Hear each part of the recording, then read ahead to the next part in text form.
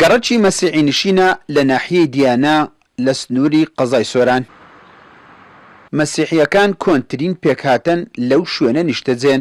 دیانە ناوی گوندەکەیان بووە، دواتر گەڕاک لە دواییشدا بوو بە ناحیە. ناوەکەی هەروەک خۆی ماوەتەوە. بە درێژایی حکومڕانی هەرێمی کوردستان مەسیحیەکان یەک پۆستی حکومی و ئیداری لە سۆران پێنەدراوە. لە ئێستادا داواکارن لە پێکهێنانی ئیدارەی سربەخۆی سۆران جارێکی تر پشتگوێ نەخرێنەوە.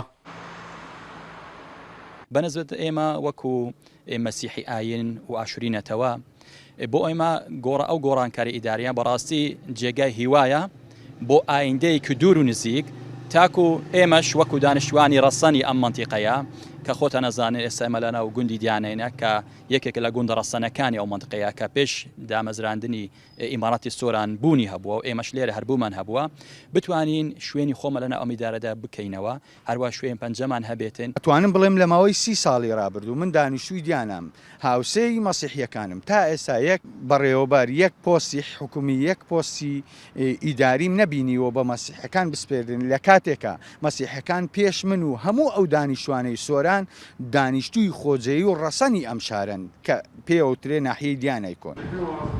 لە بڕیاری ئیدارەی سربەخۆی سۆران تەواوی بنکە و فەرمانگە و نووسینگەکانی سەر بە وەزارەتەکانی حکوومەتی هەرێم لە سەنتەری قەزای سۆران دەکرێن بە بەڕێوەبەرایەتی گشتی. پێکهاتەی مەسیحی خوازیارن، ئەوانش بەشداریان پێ بکرێت، پۆستی ئیداری و حکومیان پێ بدرێت. لە ڕووی پرۆژە خزمەتگوزاریەکانیشەوە زیاتر لە ڕابردوو ئاوڕیان لێ بدرێتەوە.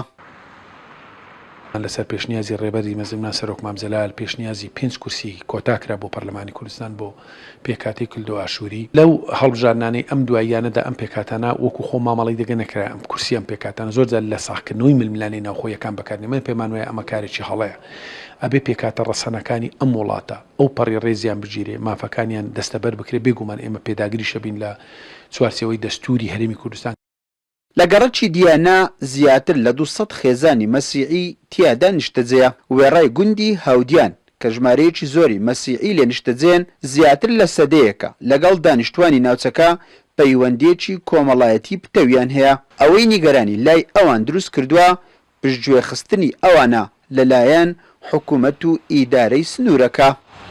گوندێک لە سەنتەری قەزای سۆران پێش دروستبوونی ئەو قەزایە بوونی هەبووە، شوێنی مانەوە و نیشتە زێبوونی مەسیحیەکان بووە. بە درێژایی حکومڕانی هەرێمی کوردستان پۆستی ئیداری و حکومی لەلایەن مەسیحیەکانەوە نەبووە.